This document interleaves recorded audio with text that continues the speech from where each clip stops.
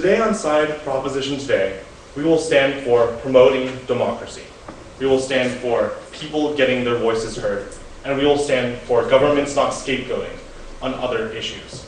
Now, now I'd firstly like to bring, now I'm going to bring in 2 points today. And my second speaker will bring in our third point. Our points are firstly, that it is a check against power. Secondly, that it is a better way to represent democracy. And then thirdly, that it prevents political deadlock, which my second speaker will talk about today. Now, this debate is going to be about the difference between direct democracy and representative democracy. And we argue that the citizens' direct involvement is needed to help legitimize the process and make citizens more involved in politics. Both on the principle and the practice, this will definitely help democracy. Now, our model is that we are going to have non-binding, citizen and government-initiated referenda implemented in parliamentary democracies as stated in the motion. This House believes that a parliamentary democracy requires the inclusion of sovereign referenda to decide on important issues. So let me explain what citizen and government initiated is. Citizen and government initiated is that they can decide what issues that they would like to vote on. And we say that as long as 1% of the citizen population has signed a petition saying that they want to vote on something, that it will be voted on. And if 10% of the government decides that they want something to be voted on, it will be voted on. Now on to my 2 points. Firstly, that it is a check against power. Our parliamentary system can have an overemphasis on the executive because they can control both the legislative and the executive. Therefore, the only check in the system is a viable opposition. If the opposition does not exist, then the people will have no voice, and the referendum can be that check. The referendum can be that check on the governments, and the people having that voice will be able to motivate the governments and prevent this from happening. And then secondly, that the potential to thwart the interests of unpopular minorities is a real concern. It is not obvious that citizen-initiated processes are more likely to produce such an outcome. For example, it was in the Menzies government in 1950 which sought to outlaw the Australian Communist Party. Yes? Yeah, so don't you think then the choosing or rather the voting for these representatives would be a waste of time? Why not have the public choose on stuff all the time and not have representatives because it's undermining their ability of being good representatives? Because we feel like by having this, we allow for us to see that the people actually want to vote on these issues. We see that these issues are important issues that people are advocating for, not just issues that someone wants to bring up or someone just yells and says that we want to vote on them. We see that these issues are important and that people care about these issues, and we should, in fact, vote on them, rather than just having people submit millions of issues that they want to vote on and have tons of votes, which would be far less efficient than whatever the opposition is suggesting. Now back to my point. My point is that we need the citizen initiated. It is not obvious that citizen initiated different processes are more likely to produce such an outcome. And for my example, that the Menzies government in 1950s, which sought to outlaw the Australian Communist Party by changing the constitution, the referendum on the issue was unsuccessful, which is illustrating that the popular opinion is not necessarily going to go against the interests of an unpopular minority. And that threats to the rights of these people can occur under the president. That threats to the rights of these people to the direct voice, to the correct option, under the current system is thwarted. That under the current system, this right is not available. And then on my second piece of evidence, that in Venezuela, they voted down Chavez's 69 changes to the constitution.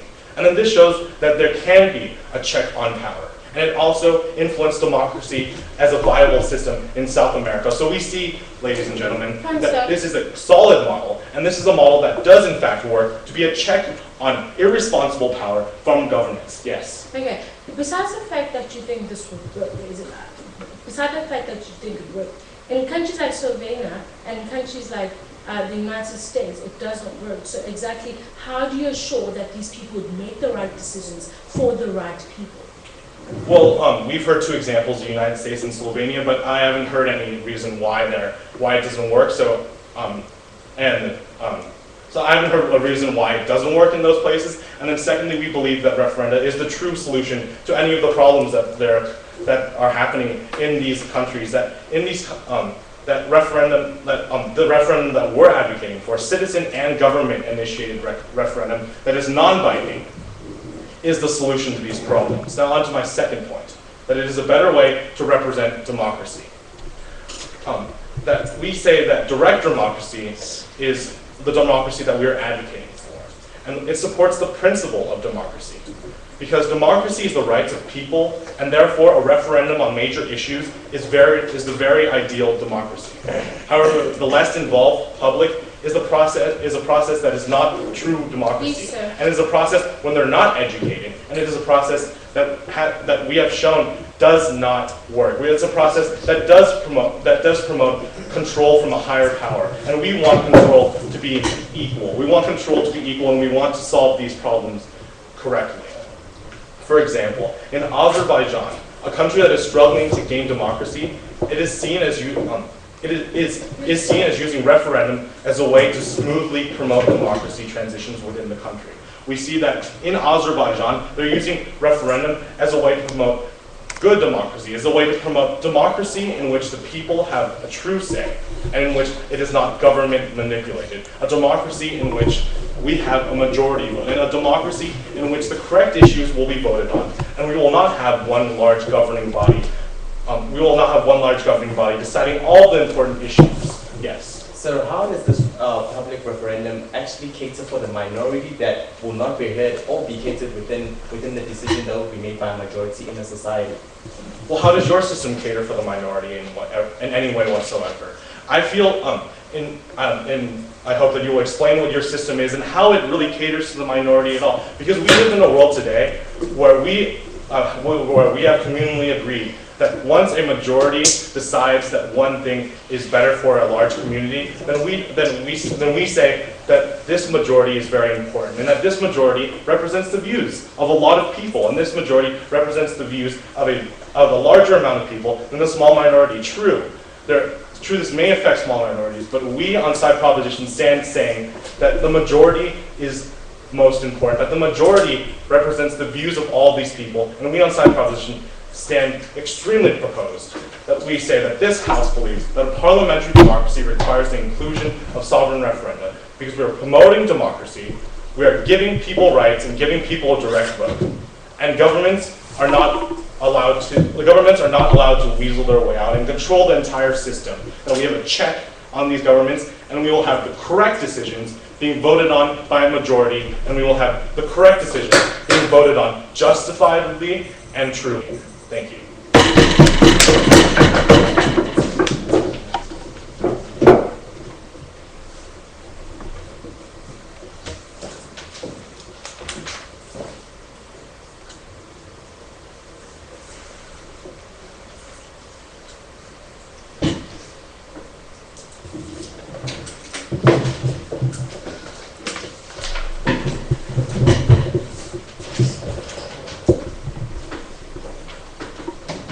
Thank you, Jules. And now I would like to ask the leader of the opposition.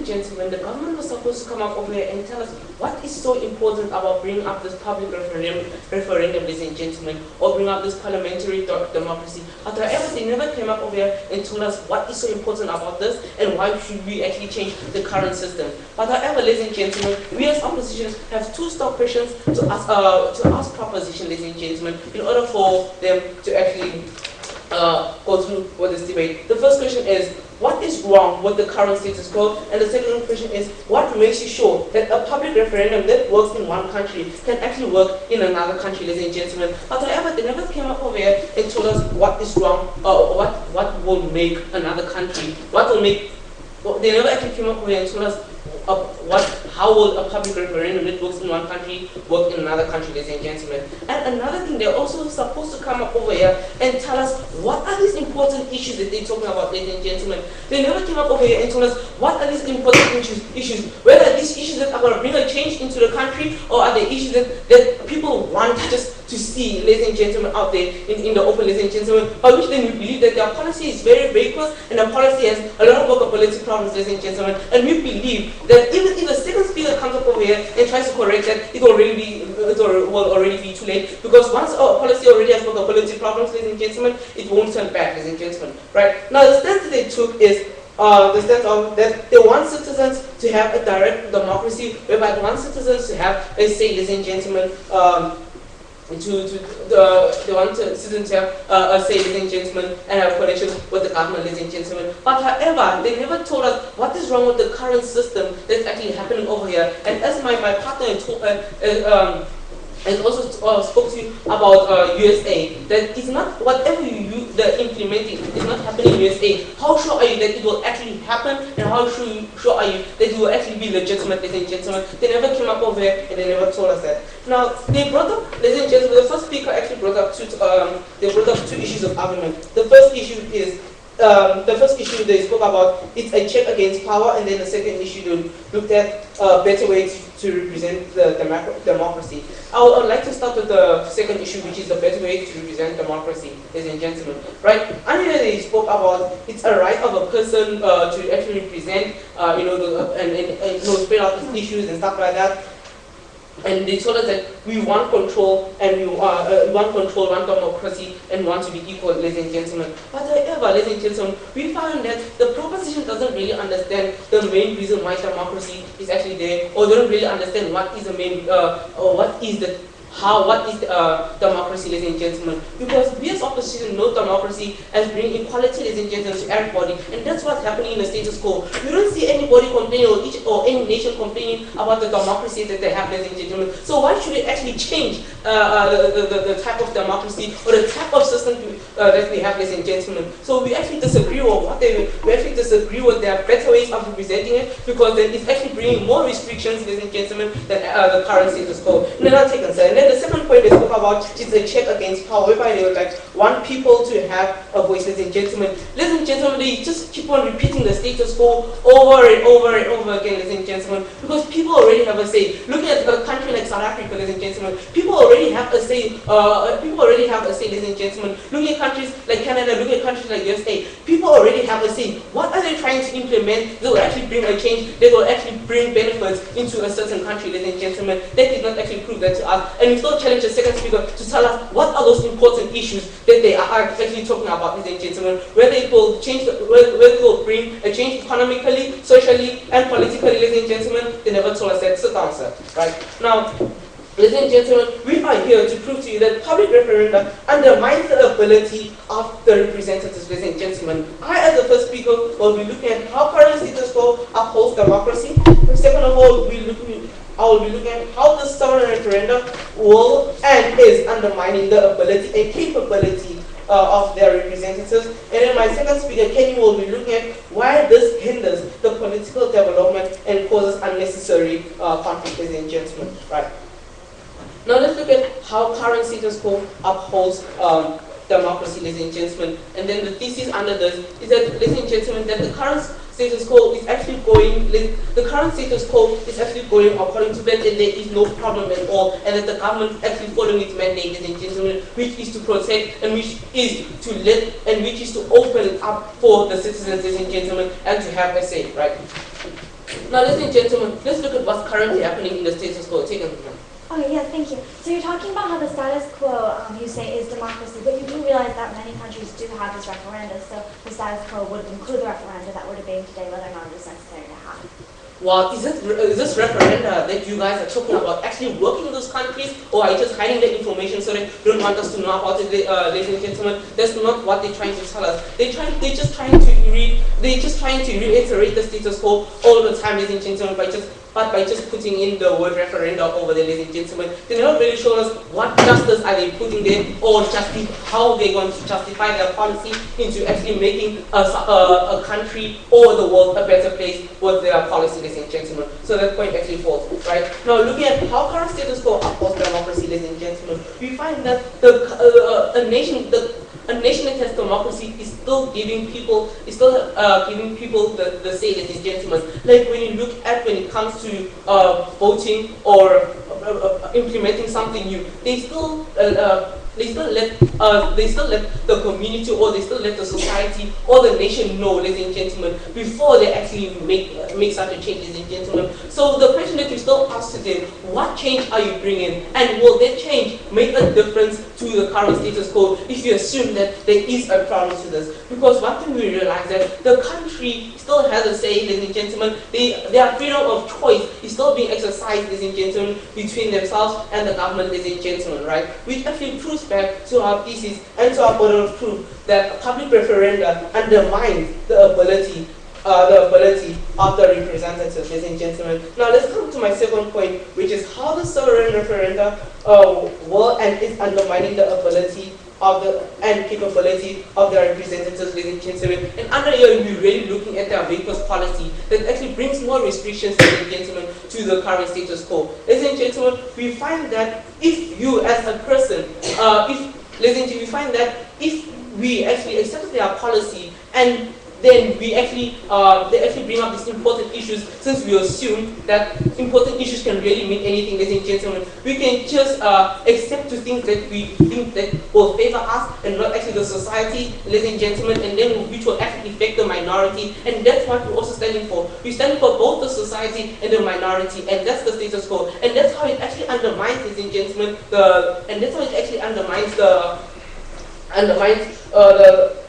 representatives, ladies and gentlemen. They always try their best to present the countries and always try their best to bring equality and fairness into a country, ladies and gentlemen. So now you can actually see, ladies and gentlemen, that in the current status quo, that the government or the representatives are actually capable enough to actually do what they were actually supposed to do. You actually find that they also are representing and they're actually following their mandate, ladies and gentlemen, which is to serve, which is to also open up, ladies and gentlemen, so that they can hear what the society wants, ladies and gentlemen. Because it's not most of the time all about the government at the end, it's also about the society and what the society wants, ladies and gentlemen. So we still urge them, what are those important issues that you're talking about, and how will those issues bring a change? And with that, we stand for opposition. Thank you.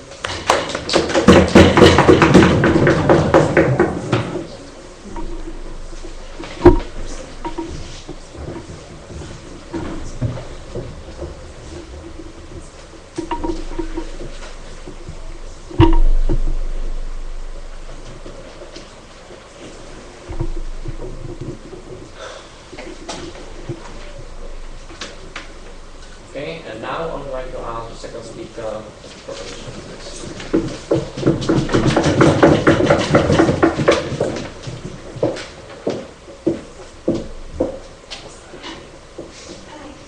So thank you all for being here today. My opponent asked me two questions at the beginning of his speech. I'm going to answer them. Then I'm going to move on to repeat his case, and both sides' case, and then I'll go over our own case and expand upon our third point that my partner introduced earlier. So my opponent asked me two questions. He asked me first, what is so important about this? Well, what's so important is that we're trying to represent the people. We're trying to make sure that their voice is heard, and we're trying to achieve the best way to do that. So what is important is what is ultimately going to be the right decision, what is going to make people have the best view, be able to be heard. And we believe that this is through the plan that we've mentioned with the sovereign referendum. And so that's what is important, it's just people being able to communicate their views. Now, my opponent also asked, what is wrong with the current system? Now, my opponent actually did mention in their case that the status quo works, and when we pointed out that in many countries that the status quo does actually involve referenda, they said that, well, the status quo doesn't work. So, questioning whether or not they're saying that the status quo does work or doesn't work. But what I'm saying is that the status quo has a lot of room for improvement. There are views that aren't really able to be heard, and we need to make those views heard. Yes. So from the first question, you actually answered by saying that we are trying to represent the people. Isn't that what's currently happening in the status quo? No, it's not. We cannot have one representative represent all sorts of people when they couldn't back hear their views. differently. See, this referenda is giving them a tool to better represent those people. That they can Please, now, not at this time. These people can now learn what their people who they are representing want, and that is really what a representative needs to do, is represent. And a referendum gives them the opportunity to do that.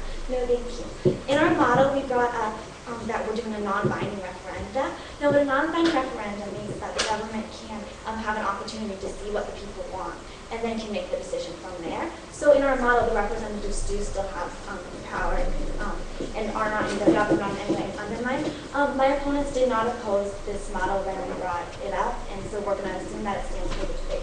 Yeah. Okay, assuming that the people don't want a certain policy, like in California for abortion, and governments decide to go against that, do you still think they'd be listening to them with an unbinding referendum? Okay, thank you. I actually live in California. I do. And when we had a vote, which we did have a vote on abortion, we did vote to keep it legal. So you said that the people don't want it, the government are going to apply it. That was our vote. So you misunderstood so I'm going to go on to not at this time. So what I'm saying is that we're giving the government, we're with this non-binding referenda, and we're not necessarily saying that we think, like if our opponents say that we're limiting the debate too much, we feel that it's important to have a small issue because we feel like we can't possibly debate every type of referenda, but we do uphold all types of referenda, and we do believe that they are important. Just to clarify, do you feel that that our model is unfair? Yes, ma'am. We feel that, first of all, you're scoring on the motion. For both of that, your responsibility as proposition is to show us why people should have the veto, even if they decide that government is the right people to make the decisions in the country. See, when we're deciding that people represent us, that's the name representative, right? Now, if we are saying they're representing us, then they must know our opinion to represent us. They must know what we believe to represent us. That's their job. They are representatives. Therefore, they must represent us. And the way to help them represent us is through them knowing our views and them knowing what they believe. Now, we put the non-binding referendum so that the government can still make a decision. But even if you feel that we should use it so that the job is no way undermined. But if you do believe that we should have it be all types of referenda, then realize that the government's job still does have an important job, which is implementing what the people do end up deciding, and not this time. So now I'm going to go up to what my opponent said is that so the first point was that the current system works, but I always said it could be much, much better, and so that's what we're showing today. Now my second point is that my opponents say that people, so they're saying that people can make their own choices, is what their point was. They said, how do we know that people will make the correct choices? But what we have to realize today is that governments can make their own choices too. The government can definitely make their own choices, but that's one person. One person can very easily make the wrong choice. But when, no, not at this time. But when the majority of the people vote, when they hear all the people's opinion, then there are more people involved. There are more people, so it's more likely that this is, no, not at this time. It's more likely that this is the right decision. It is more likely. Now, in the world, there is always going to be a time where things don't work out, but this system is the best possible system in the sense that it doesn't give one person all of the power. It doesn't make one person decide everything. We're doing our best to achieve that, the right decision. That's our goal. And people are not perfect, and my opponents can't expect us to say that they are. No, thank you. And they can't expect us to say that government are, but government certainly isn't. Government has made mistakes before, and it's best to turn to other people's views and to hear their views. So now, our next point. So our next point is that check on power was the point we brought up. And we're saying that we are going to make sure that a government doesn't get too much power, that they can't abuse the people, that they can't go against the people. Now we're saying that the people already, now my opponent said that people already have a say. Yes, they do generally through the referendums that we believe in today. Now, but also, and furthermore, they should continue to have a say. This is an important, necessary thing. And so, yes, in the countries with referendum, my opponent are right, they do have a say. And this is why this is so necessary. This is why it's so incredibly necessary. It's because it gives people a say, and that's what we're advocating, that's what we're for. Now, the next thing that my opponents bring up is that we said it's a better way to represent. And they said that democracy means equality, meaning that all people will be equal. The definition of really democracy is that people are voting and we're deciding what the majority of the people want, what do people want, right? But in the majority, what democracy does is we try to figure out what is best for the people of the world and for the majority of the people of the world, what will make the most people happy. Sometimes it's not possible to make every single person happy.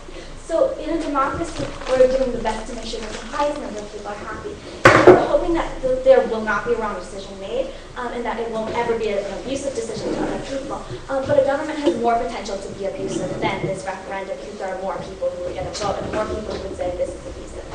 So now the next thing that I'm going to talk about today is a deadlock. Now, a deadlock is something that happens when there's two political parties or more political parties, and they're not willing to listen to other political parties' views or to pass the other political parties' view because they're trying to say my party's the best and they're trying to help their party win. And we see that a lot really throughout the world. But what we realize is that then nothing happens. And so what the referenda is going to do is they're going to let the people who are representing see what the actual people want, the actual people who would be voting for them in the future. Now that means that they're not going to keep a deadlock. There's not going to be an incredible deadlock because the government can't not pass something. The government can't say, oh, we're going to just let it go and not care about what the people actually want and just get into political party issues because the government knows what the people do want. So the government knows what the people stand for, and they can't say the people I'm representing want this, when the people that they're representing actually want something else. So this makes sure, what this would do is it would make sure that there's not going to be this increasing deadlock, there's not going to be this race. It's going to meet what the people want, not what the political parties feel they need to achieve their agenda. So as we can see here today, our plan with referendum checks power. It's a better way to represent the people. It decreases deadlock, and it's going to increase progress and make those steps in the right direction. And for those reasons, we clearly see that the current system needs to be improved and can be improved through referendum. And that there's so many issues, and this resolution is important issues that a country could vote on and improve their country. And the representatives cannot necessarily make the right decision for all of the people. The representatives should use this as a tool to hear what the people do say so that they can correctly represent the people. Thank you.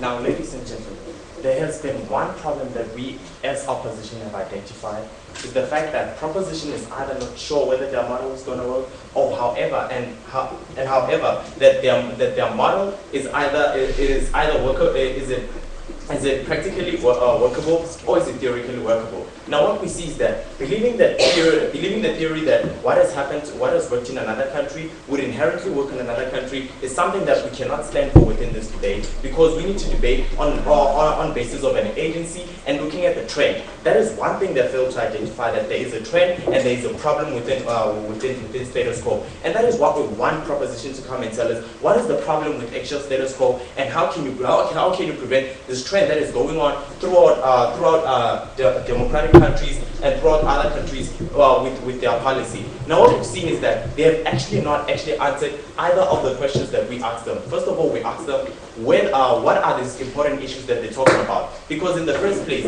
people could send a referendum for merely useless things such as education. We feel that people cannot make the best choices when it comes to changing a curriculum within democratic state, and we feel that it will be utterly useless to involve them, because they'll be making judgment based on what they see is happening and not on the actual performance and the actual benefits that would actually come from such sections as education. And we see that we cannot trust people with such sensitive issues within a state, because education does not only hinder the majority, but it also affects the minority, which actually accept such an educational system and actually apply and are doing well. So we see that with such a policy, it doesn't accommodate change, neither does it accommodate benefits, and it only brings on changeable harms to individuals of democratic states, and it actually destroys democracy as a whole. Now, before I even go further, I would like to deal with some few points of rebuttal that were brought forth by the proposition today. Now, the proposition came in and debated this whole point that how do we then ensure that a government is kept in check with such a policy, and how does this policy actually keep in check with the government not actually overriding people's rights and maintaining that a sustainable democracy, and that people could know what is happening within their country.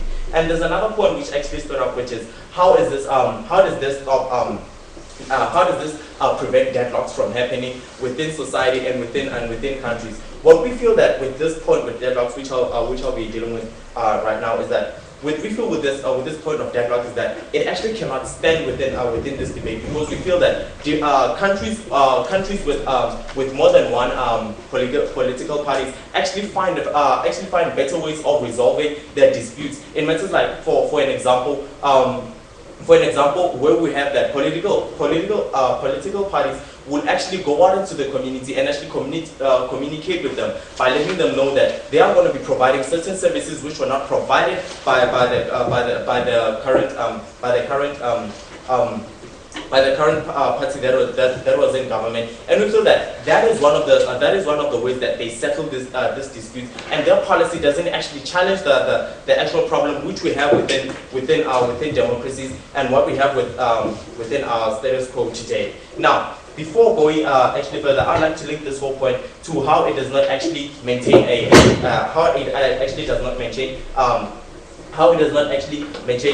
checkup or a government check within the democracy. What we see is that this does not actually limit the power of the government to make decisions, and it does not give people the right to make decisions on important issues, because it just gives the majority an upper hand to actually oppress the minority, because it does not specify whether it will cater for both these people. And there is one thing we've identified as opposition, that it actually has more restrictions. What we see in status quo is that minority are actually represented by these political parties which they're against, and we see that for the fact that there is some sort of representation for minority, it is actually much stricter, because it actually ignores views of minority within democratic countries. And we see that that is not the example of a democratic country which we'd like to see within our society, and that is actually the demonstration of an autocratic ruler trying to win the people's views, and actually outruling the other political parties within society that represent minority. Now, before I even go further, I'd like to go into my first point of construction, which is how it actually brings problems to the political world and to the political world, and how it actually causes unnecessary conflict within democratic states. Now, within this, how it actually brings political problems is that like I've said within my rebuttal, that the representatives are actually supposed to keep in check with what everyone feels comfortable with, and how the people want to deal with it within such. And we feel that there are some situations that people cannot mentally deal with physically and emotionally. And we feel that we cannot trust the rash decision and uninformed decision of society to be actually the one that would influence and make and actually put other people's lives at risk, because we would assume that they would have to make decisions decisions on points such as when it comes to how the defense systems of those democratic countries would work, because everyone would like to make a decision on how they feel that they would feel protected on such basis. And we see that people cannot actually deal with such issues, because they are either uninformed or they are either irrational and emotional decisions, which would be more biased, because to their own side. And we feel that majority can actually influence other people in terms of saying that they might arise life-threatening situations where they would actually threaten people into buying to their policies, and make sure that these people actually go in line with what they actually agree on. And we see that there is no protection for the minority who doesn't actually appreciate the decision that will be made. And before I carry on, I'd like to take this point. Okay. You cannot argue that the citizens are uneducated and that they are not able to vote, because in your system currently, the representatives represent what the citizens want, and the citizens want the same things, but they're actually not educated. Yes, sir. We are representing we're representing the citizens. That is what status quo is doing, and we feel that there is no problem with that because, yes, as you said, we are representing the citizens, and even if they are uninformed, we feel that the government is the right person to do this, to make these decisions, because at the end of the day, it represents them and it protects their right to actually voting. What we see with this public referendum is that it actually limits some people getting in contact with the with the government because they'll just because at some point a minority or with a person within the majority might make the rash decisions because they think it's the right thing for them, for the society, and not inherently for them. So we see that there is some life-threatening situations where some people will not actually be heard in the first place, and where it undermines the minority and doesn't provide security for the majority that are actually voting for a certain for those important issues. And within that, we see that this actually links to our burden of proof that this doesn't actually solve the problem and it doesn't bring any benefits. Now, for those matters, we beg to oppose.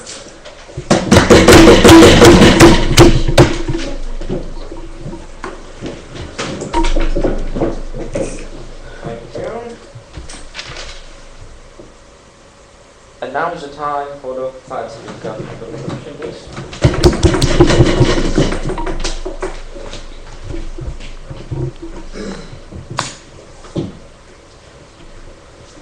We have to recognize a problem in this society, ladies and gentlemen. Citizens are not represented enough. The status quo can be improved through this referendum process that the proposition has proposed. Now, to continue with the proposition's case, I will now organize the debate into two thematic questions represented in this debate. And those two questions are, what is going to help the citizens the most? And second, why do we need sovereign referendum? So let's first get to the first point, which is what is going to help the citizens the most? Because ultimately, a democracy is meant to be for the people and by the people. And that goes for the government in a democracy as well. We need to use, the citizens are the ultimate deciding factor in a democracy. So we have brought 2 points to the table that represent the citizens the most. We have brought the point about checks on power towards the government, so thank you. And that people are represented better as a democracy when we have this referendum. So the checks on power. When we have citizens directly decide through sovereign referendum these decisions, then the government is more informed about these decisions, and therefore the citizens are represented more thoroughly through their power. Now I'll take your point. But then what are these important issues that you keep on talking about? Because you still haven't told us what these important issues you guys are talking about. The important issues that the government decides, such as important issues about where to spend money, where to, if we want to do these wars, no thank you. And it's important to know what the citizens think about these things because they are the ones being affected. Now, continuing on, the check on power towards the government. Now, the government has a lot of power. They have according to the opposition's alternative, we will have representatives to represent the citizens. However, one representative cannot represent an entire population with all those minorities and then a majority. We cannot just have one representative be able to represent the citizens as a whole. We have to have the citizens decide, not just one representative. No, thank you. Now, our second point that we have brought up as the proposition is that people are represented better. This referendum will give people a chance to vote, be more frequently involved with politics. And this is something we need to stress upon because this is a democracy. We need to give citizens more chances to be represented because the government has been given this power that has to be able to represent the citizens with just a representative. So thank you. So now let's move on to the next question. Why do we need sovereign referendum? And this ultimately is the deciding factor for this debate. Why do we need it? Now, our third point that we have brought up is this idea of political deadlock. Now, when we have multiple political parties, we get this head-to-head competition, and many political candidates often are readily able to provide rather to the citizens, but not to the citizens, but to their party instead of the ultimate goal, which is to their citizens. But I will take your point for it, keep going. So maybe second speaker said that they hope that this public referendum actually works. But so then how sure are you that this public referendum that works in one country will actually work in each and every other country? I get your point. See, we have to take examples that have worked and apply them to situations such as this. We cannot just say it worked in this country, but we're going to ignore it. That doesn't make any sense. We have to take what we have learned through this process and therefore apply what is good and not apply what is bad. So continuing on with my point, as I was saying, that when you have multiple political parties, you get this head-to-head competition, and therefore many political candidates are more able to provide to their party rather than the citizens. Now, and then they forget the real meaning of their decisions in the government, and that citizens are the most important part of a democracy. The government's priority is to the people, to the citizens in their country, and they should do it by the people all the time, not for their political party so they can just be represented again. No, thank you. This shows two things. One, that if citizens know what they want, if the citizens are the main priority of democracy, then they should be allowed to choose what they want directly. This is a principle of democracy. We cannot just ignore that citizens have a lesser importance than anything else, because citizens are the deciding factor of democracy. And the second thing is that when political parties cannot make a decision, then it just leads to more trouble. You just have all this indecision, and in the end, it just doesn't benefit anyone. So citizens, who are the people the government works for, can decide because they are the ones being affected. So obviously they have an opinion about these things. So moving on, the proposition says, they have this point, saying that the current system is the best way to uphold democracy. And their second point, which goes hand in hand with their first point, is that people can be wrong, and that the citizens can be wrong, and when we make a wrong decision, that's bad. So representatives, what we have to understand here is that the government can be very wrong too. And more importantly, that they are not the ones really being represented in a democracy. It is the citizens who are. And therefore, we get this imbalance in power. So it's also more likely to happen when there's only one person, which is a representative, for example. No, thank you. And we have to understand that one representative cannot represent all the minorities and all the different beliefs in this in a society such as a democracy, where all different ideas are welcome. No, thank you. The proposition also has stated in POI that the proposition, the referendum cannot represent minorities. However, their alternative does not at all either, because the representative cannot just take all this belief, squish it together, and make some decision from it. It has to be the citizens who have the majority vote in the end, then they can be the ones to decide things. So what has the opposition proven to you in this debate? The proposition proven to you in this debate. The proposition has proven that sovereign referendum is necessary. It has worked in different countries. It is the status quo. And it is time we learned to apply the good things and get rid of the bad things. And we have also stated that the citizens are the most important things in this democracy. We cannot just leave the citizens below the government.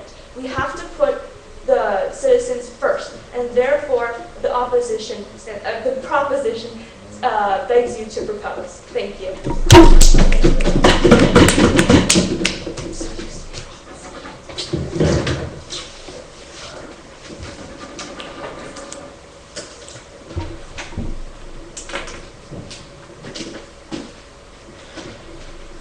Okay, and now I would like to ask the first speaker for the opposition, please.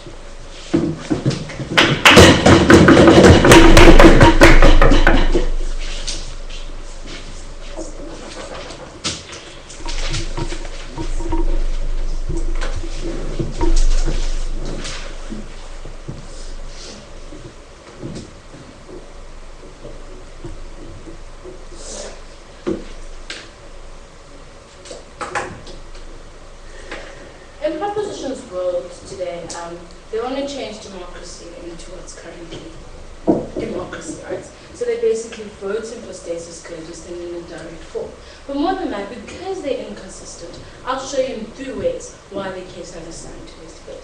I'll be showing you my first point why their model is spurious and does not solve the problem at hand.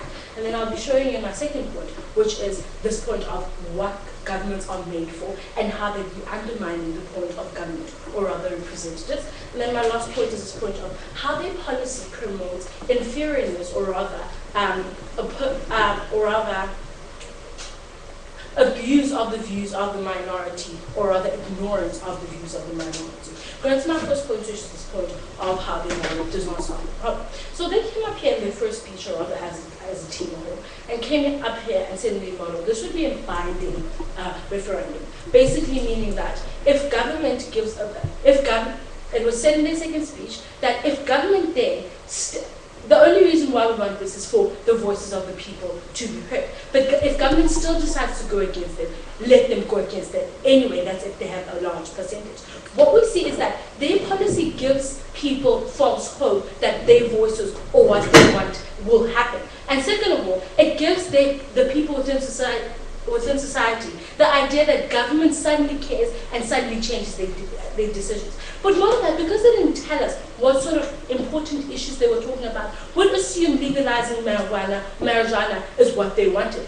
And what this tells you is that then it gives the people in society or the public the right to undermine legislation because it's not what they want. So for example, if Rastafarians believe that marijuana should be legalized, and suddenly the government brings this up, and they're not listened to, what we see then is the Rastafarians doing exactly the opposite of what government wants, because they would be promoting that people should do what they want because the referendum gives them the right to do so. But more than that, ladies and gentlemen, we see that with their democracy or what they wanted, then the voices of the people wouldn't be heard, because they said even if government still decides to go against what the public wants, they do so at the end of the day because they have the veto power. But more than that, ladies and gentlemen, we ran the argument of uninformed decisions as well as this point of irrationality with that. And because societies are influential, what makes them so sure that other people won't influence other people to vote for a certain thing?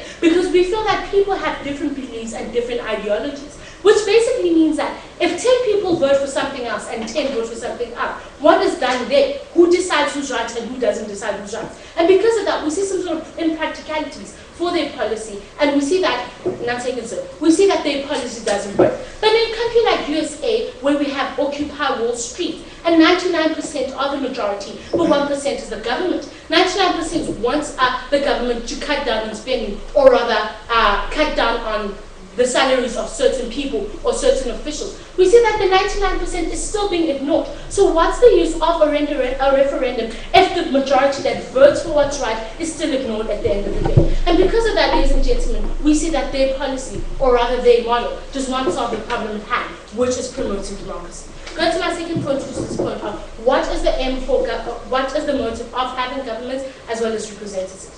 Right, first of all, ladies and gentlemen, they came up here and told us that governments ignore people and governments don't listen to what people say. But we'd like to contest that, because the reason for democracy and status quo is so that people are represented, they participate and choose their leaders, but more than that, government is held accountable for what they do. So already we can see that the 3 pillars of democracy are there in status quo and are important, because people participate by choosing their own leaders, and representatives are represented by the government because representatives stand up and do what they want.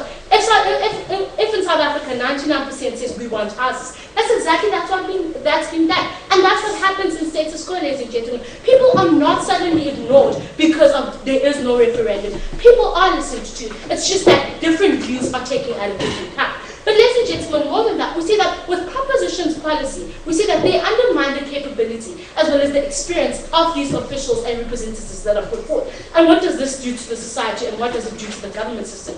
We feel that the quality of service will drop, because look at a person like Mugabe. The reason why he's so heartless is because people tend to tell him he's heartless. And this influences individuals, because then we see officials as well as representatives not doing their job, but fighting for who is right and who's wrong within society itself. We see that socio-economical problems tend not to be dealt with because we're looking at the majority, minority, who's right, who's wrong, and the representative. This creates a three-party or a three-man society within governments, because then we have the majority, the minority, and the representative themselves. It causes conflict, like my second speaker said, because there's a lot of disagreement. And the focus of development then is not dealt with in a certain country, because we're focusing on who's right and who's wrong on certain things. We feel that government should be given the veto to do stuff, because they were put there to do so, ladies and gentlemen. But more than that, representatives are chosen because people are rational enough to choose that you're the right one to represent what I want, therefore they do the right thing. And we feel that if people choose representatives and still tell them how to do their job, it undermines what they can do best and therefore encourages them not to do their job. But more than that, ladies and gentlemen, because this creates a three-man society or three-man party within government or countries at large, you see that it hinders the main aim of development. So countries don't focus on developing anymore, they focus on arguing on who's right and who's wrong. But more than that, it creates a false hope for people that government decides not to listen to. Just like in Occupy Wall Street, where the 99% is being ignored. Right to my last point, take it away. You've been talking about how governments need to have the veto power, governments need to have that power. And we on Side Proposition say that governments do need to have that power, but we include the fact that the citizens are represented correctly and directly. Okay, let's say they listen to them and still don't implement what the society wants. Then that listening or that opinion being taken wouldn't be taken into account. Doesn't that create false hope for the society and still makes them given what more stuff like in Occupy Wall Street? We see that that hinders the development, like I said. Going to my third point, which is this point of how their policy oppresses minority. What we see is they are standing up for majority decision making, not majority choosing a representative or voting system. And what we see that this is a problem because people have different ideologies and different views. And what would say majority is rational. But the fact that democracy stands for equality and everyone should be equal in front of the law. We see that people have the very same value in their societies. And the fact that a representative goes into parliament and does certain things, then with their policy, they'd be implementing that what the views of the minority is shouldn't be implemented. Like in a country like South Africa, people that don't like gays, therefore they do not implement policies that are for gay people. That is a problem, ladies and gentlemen, because gays are a part of our society. Why should we ignore them? Why should we ignore the society, the minority, just because majority thinks they're right? And because of that, ladies and gentlemen, we see that that is a problem. But more than that, ladies and gentlemen, we see that this encourages lack of participation. Because if I know that my vote or my say is not going to be taken into consideration, then the right to vote for citizens or the right to stand up and say what they want won't be accomplished and won't be dealt with. So we see the minority not going to voting because they won't be listened to either way. So why vote if that's the case? And because of that, we see that their policy promotes lack of representation, lack of participation for the minority, and it undermines the accountability of government because therefore they're thinking that government will forever make the wrong decisions. That's all I said I'd like to say. Thank you. Thank you.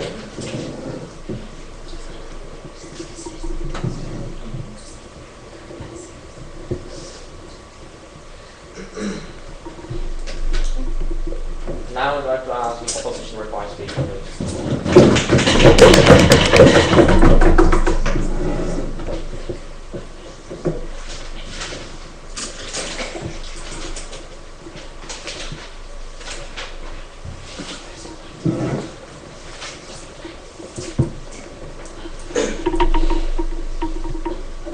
Ladies and gentlemen, sometimes it's okay as government to admit that you don't have a solid idea or a solid case in changing the society's current status quo, ladies and gentlemen. It's sometimes okay to admit that you are wrong with what you say, and time to admit that the other side of the house is right, ladies and gentlemen, which is the opposition, right? Because the proposition still didn't answer the question on what is wrong with the current status quo, and another question on how sure are you that what's happening on one side of the country will actually help on the other side of the country? Because if we remember clearly, ladies and gentlemen, that the second speaker said that they hope that it will happen. Not they are sure that it will happen, ladies and gentlemen. And we believe that as a government, you're supposed to be sure that your idea is solid and that your idea is right, ladies and gentlemen. And that's why I say sometimes it's okay to admit that you are wrong. Right? Now, ladies and gentlemen, the proposition was supposed to come up over here and prove two things. The first, they were supposed to come up over here and prove that there is a problem with the current status quo and that their model will benefit the country in the long term. And second of all, to also prove that public referendum does not undermine the government but improves the standards of democracy in a sovereign state and aids the country in making rational and well-informed decisions, ladies and gentlemen. Right? Now, the first speaker came up over here and spoke about it's a check against power, whereby they told us that they want people to actually have a voice, ladies and gentlemen. And that's what we've been telling them, that everything that they have been saying was they just reiterating the status quo, because they never actually came up over here and showed us what are these important issues and whether these important issues will change economically, socially, or politically, ladies and gentlemen, right? And we feel that they've been just coming over here and reiterating the status quo, ladies and gentlemen. And we also told them that whatever they are saying, it's also happening in the status quo, because they're like, we want people to have a say. And you're like, people are already having a say. They're already exercising their freedom of choice, ladies and gentlemen, and we feel that that's already okay, because there's no one or there is no country that's complaining about their current system of having democracy, ladies and gentlemen, right? And then they also spoke about a better way to represent democracy. Where they were like, it's a right of people, ladies and gentlemen, and we want control. We want control to be equal, ladies and gentlemen. And we still say the same thing, that whatever they are saying, ladies and gentlemen, is still the status quo. They never really brought up any solid change, they never really brought up any solid change on telling us what is really wrong with the current status quo, ladies and gentlemen, right?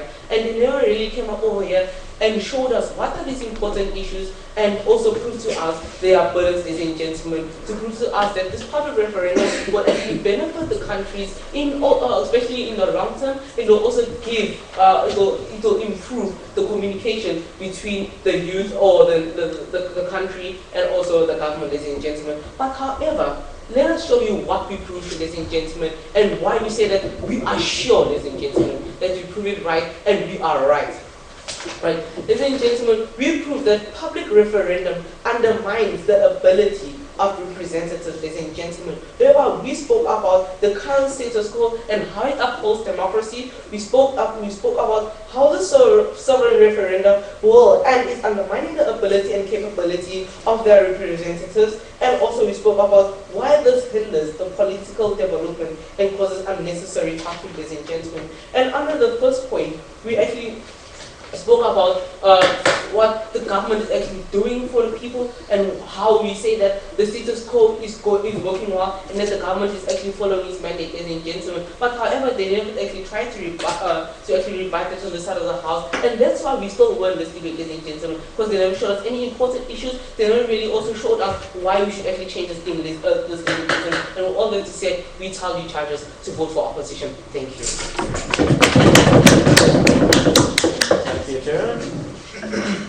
And now would I like to ask the revised speaker on the side of proposition to close the debate, please.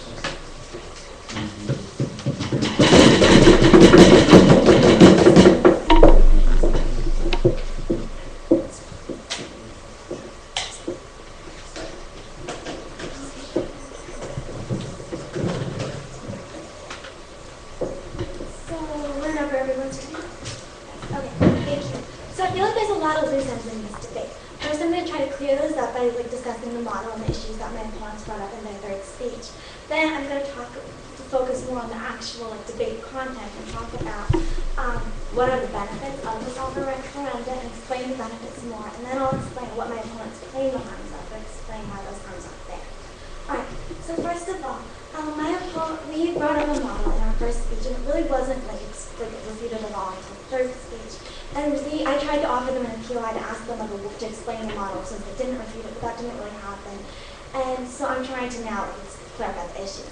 So one of the things they brought up was important issues. They asked, what are the important issues? As I said in the model, the issues are what people are going to agree are the important issues, meaning that a percentage of the population or a percentage of the government, depending on the initiative, would decide what the important issue is and what they would thought we made that clear in our model. So the other thing that they talk about is about how we'll give people a false sense of hope and we'll give people, make people upset. But what we have to realize is that the people will not have a false sense of hope, because when they vote and when people don't follow what they say that they wanted, then they won't elect those people again. So they realize that they are very influential in the fact that they can say, here's what we want you to do, and if you don't do it, we're not voting for you again. So they will know that their voice is heard, and they will get to hear that voice. So that is the reputation to that point that they brought in the speech. So now we can move on to what are the benefits of sovereign referenda. Now the benefits of sovereign referenda is, first of all, that we're going to check power. We're going to make sure that not one person makes all of the decisions, and that the people get to have their voice and get to say what they feel that the decision should be made. Now, my opponents stated that the government, in one of their speeches, that the government should be responsible. And we agree, but the way to make a government responsible is to say, here's what we want. And if you don't do it, then you're not following our views. We can hold you to that. We can say, you didn't do what we wanted. We can put them a check on power. But if we just give them leeway to do whatever it is that they want, there isn't a check on power. So one of the benefits is the check on power. Now, the other benefit is that we're giving people the ability to represent themselves. So my opponents say, claim that we are undermining representatives. But we feel that they are undermining people by saying that people don't have a right to be represented themselves, that people should just trust the representatives to represent them, and that is completely wrong. We are giving the people an opportunity to say what they wanted represented, and that is critically important. Now, my opponents talk about how people can make rash decisions, how people won't understand, how the majority of the people can be confused. But one individual, one representative can be so much more confused, can be so much more rash. And that one person will make all decisions, which is why it's important to look at the majority. Now, there's no way to make a perfect system where everyone will end up everyone will make the right system. But this is the best system, the best possible system, and this is the one we're here today. And it's better than one person making this decision, because one person can be just as wrong and just as rash, whereas a majority is less likely to be. So the other thing, so we've explained the benefits today. We're going to not have a deadlock. We're going to have people represented. So my opponents talk about harm. Now they talked about the false hope, but what I was saying is no, the voice will be heard, because if the government doesn't do what the people want, then the people won't elect them again. They can count these people. So there's no false sense of hope. People know that their voice is heard.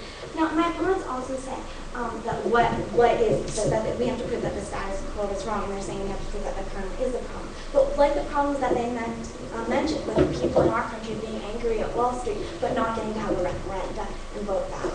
See, the problems that they bring up are problems that could be solved through a referendum. There are problems with status quo, with deadlocks, and all sorts of things. And having a referendum, having people vote and make decisions is the best way to end those problems. We are trying to improve the status quo. We can make it better. And we can make it better through this referendum, which is why today we strongly oppose it.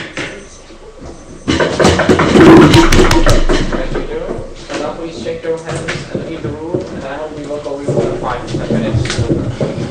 Thank you.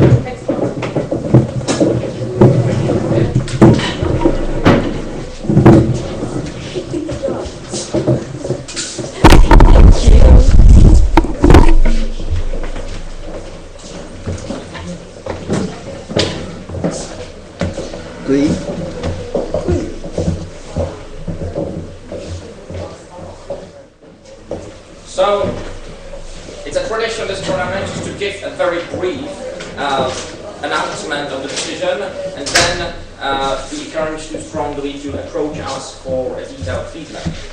So this debate was an interesting one. Thank you all for engaging in it. And maybe as you feel, it was a split decision, because the debate was not that clear by any means. And the majority of the judges felt that the team that did a better job in this debate was the team of opposition. So congratulations, and please ask us. Wait, it was a split decision? It was a split decision. 2-1. 2-1. That was weird.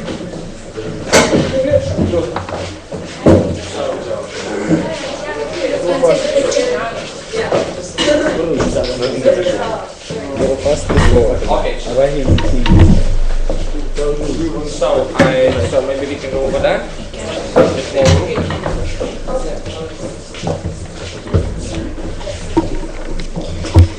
Okay, so in the end, I voted for you because you seem okay. Sorry, you want just to hear or just to pass? Yeah. Sorry, who was the dissentant? My colleague over there. Okay.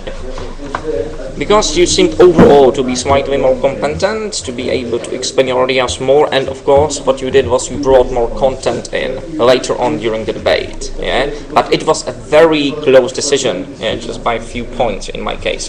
Because what you're supposed to do is to bring the majority, bulk of your content in your first speech. Yeah? Your first speech was very superficial, I would say. You just tackled the important points, like you were quite right to question their case, like what important issue they mean, how come that they simply assume that referenda will also work in other countries, but you should back this questions with analysis. Yeah, just showing me, we have got different countries, different institutions, different mentalities, different participation of the citizens in the governing process. So you can imagine a country that used to be a dictatorship for half a century will have some difficulties with the people actually participating in the referenda. Yeah, so you should always back these questions by analysis and to make them stronger, because otherwise it's legitimate to question it, but it sounds very weak. Then you again just tackle the democracy should be about equality, but what you rather meant was maybe just the equality on the basis that everyone is entitled to one vote. Yeah. Okay. Yeah. So again, it needs explanation. Yeah. So I can see maybe your thought is right. You want to go in the right decision, but you have to get there. Yeah. Because you were also repeating yourself quite a lot in your speech. Yeah. But repetition is not analysis. You have to go deep enough. And your point about that people already have a say, which is enough in democracies, by votes. Again, I need more analysis. And to your point that analysis, it can be actually both. For example, firstly you're supposed to either bring analysis, that means explain me logically why it's so, and then back it by examples, or you can take an example like a case study, sort of like a small case study, and not that example show me the logic of the analysis. So you can do basically either of these.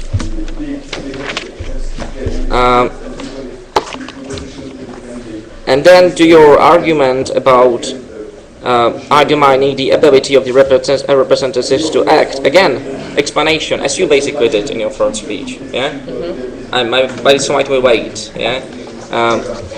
Again, what applies to all of you, you were all like around half a minute over time. Yeah, you were just 20 seconds. You're supposed to finish at 8 minutes. Yeah, because if you are over time, it's not allowed, firstly. Secondly, it signals to me that you are not able to structure your speech well, because you are not able to stuff what you want to say within that given 8-minute period. So you are penalized on your strategy because of that. So I hope you were aware of this, because you're already around 6, so I just hope that you were taught this, you know the rules. So try to be very careful with the time. And also, since I started with general comments, another general comment, try to structure your speech like more clearly. I really don't insist on like having a sort of outline. Some judges do, but I don't. But it has to be clear in your speech. You have to do the signpost, those things. You have to be. So now I'm just talking about this, either refutation or my substantive. It has like first subpoint, second subpoint, then move on, because sometimes I have the feeling that you are slightly coming back to issues that you have already mentioned in your speech, and it just creates confusion. In your second speech, your case started to make a bit more sense. I like your example. Sort of what you did was what maybe you were supposed to do, slightly, just to make your position stronger. You basically said they haven't mentioned like what they mean by important issues. So let's take education, for example. They consider education to be an important issue. We can't rely on people because people are irrational. People don't understand to this well. So it has to be experts deciding on the curriculum and so on. So this was again the right move, but again it can be explained definitively in a much stronger way, a concise way. And you have to do some posting, show me what actually it means in the context of in this debate. Yeah, you have explained this point about the occasion. Show me what it destroys, or how it undermines, how it actually refutes the case of proposition.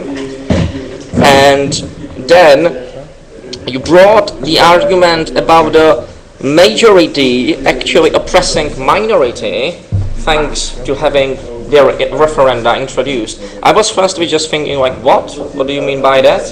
But actually later on I realized it's quite a clever point. But again, is the way in which you present it and how you are able to explain it that simply makes me as a judge to either to give it a certain credit. Yeah? Because I would say the impression from your speech was it was a clever point to introduce, but again I was lacking a strong explanation, and again I was lacking just putting it into the context of the debate.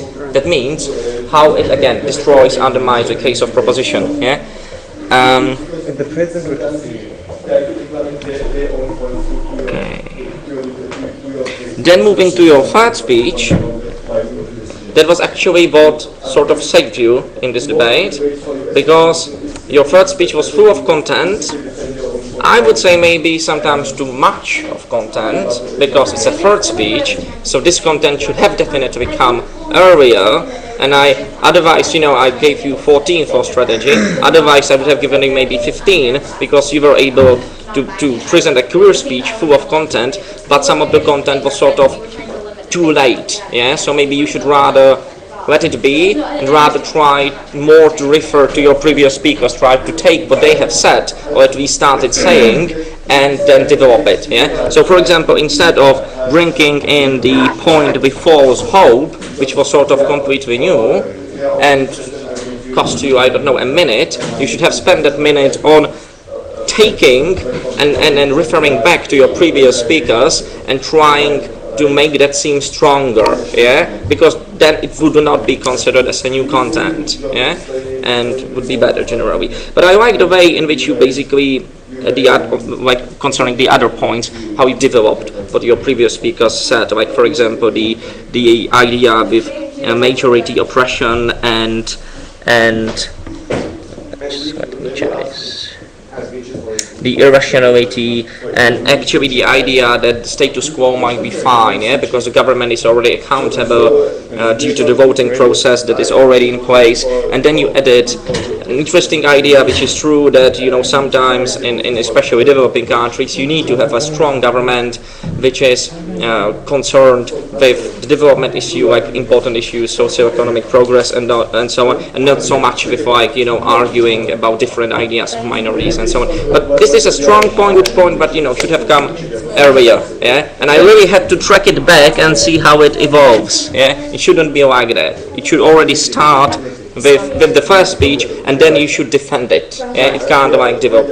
But what happened on the other hand with proposition was that they were not evolving at all. Yeah, they were still at the same level. They started with their first speech, and the second and third speaker they just tried to sort of clarify what their first speaker said, but they didn't bring in anything new. Yeah, at least you were great impression. You can go progressing. Okay, perfect. Yeah. So good luck to your next round, and try to be more clear at the right time. Yeah. Okay. So I will get to you. You can also use it my feedback. Sure. You want to? Yeah. So you can just so just some short summary of this debate. So I think it was a really good debate, and I think you did a good job, and I also voted for your team for opposition. So I think once more, maybe you should bring more of your important points in the first two speeches, because you brought some of the most important parts of your case in the third one, mainly the whole biodiversity thing and about binding of the referendum people's decision. On the other hand, you were quite successful to persuade the opposition that they should change their plan in their case, because it basically persuaded them to say that the decision won't be binding, which is very good for the opposition and for you as a team. Because if the decision is not binding, so you can really use arguments which you used mainly in your third and also in the second speech. It will at first bring false hopes, it will bring it will bring dissatisfaction with the government, and it will also have no actual impact on the politicians. And because of it, it also denies the whole first argument of the opposition team. It is check on the power, because if the decision is non-binding, so this check on power, it doesn't really work. We're incorporated in the status quo. The second important, very good quality you were successful push to the debate was the rights of the minorities. I think that the opposition team didn't really tackle this argument, and I think that they had to explain more how the rights of the minorities would be protected in such a system. Yeah. I think that there are some ways how to explain it, even for positions, like explain the role of local governments and local referendums. But even if they use this argument, this example, they will have to explain how it will not affect the rights of the minorities. And finally, the quality of the decision. But I have to be close to home. So I think you did quite a good job. You could explain more how the people can be affected not only by the life-threatening situation, but also by populism, by some authoritarian regimes and so on, authoritarian parties. And that this offender can be really misused or abused by some type of politician, by sometimes political movements. I think that's basically it. You had some questions? But at least I have the motivation to find out. Yeah, POIs. I think that you were quite good. You offered them many, and I think you did some very important one. And I think one point that you were quite successful. It was using your own points of information in your speeches, because you managed to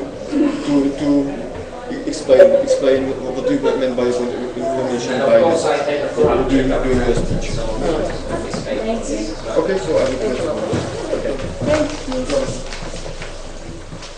Sorry, can I just maybe ask you, because you were mentioning a point with Mugabe in your speech, and I didn't quite get it, like an example. I was trying to say that people are sometimes influenced by what other people think or say about them. The reason why he's so harsh is because people keep on saying it's harsh. And immediately, proposition keeps on saying these people can't do their job, therefore refer it to other people. Sure. It kind of like... but you think he's not that harsh, it's just a rumor? Or? I don't think he's as harsh as other people take him to be, or is it because I live, he's a neighboring, it's a neighboring state. But more than that, like... Yeah, I spent a month in Zimbabwe. Okay, if I keep on saying that you're bad at dictator. I know what you mean. Okay. I get the principle. The quality of I understand. I understand the principle. I got it. My point is just, in case of Mugabe, I wouldn't be that sure that it's a good restraint. He's my uncle. He's your uncle, so maybe you know better than me. Sorry. He's family, and it kills me to know that people always disregard him. It's because people always put So how come then they complain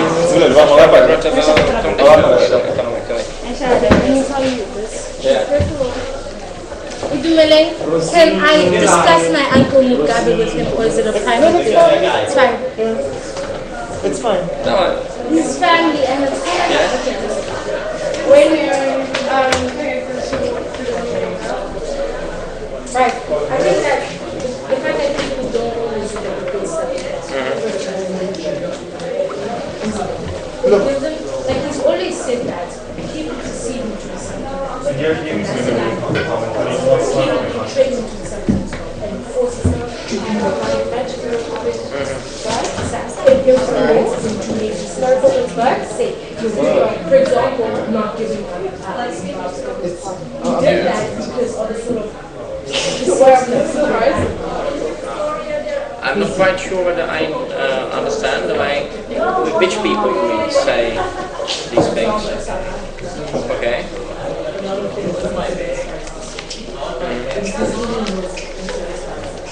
It's not simple, it's just a psychology, exactly. People say certain things. I understand to this principle. So a lot of things that he does, it's Sure, I see. Okay. So hopefully we'll meet again and discuss this. That is the feedback now. So see you later. Thank you. I'll tell him to say hi. Oh yeah. Because I was there. I was in Tanganica. You know Tanganica, like in the north. Yeah.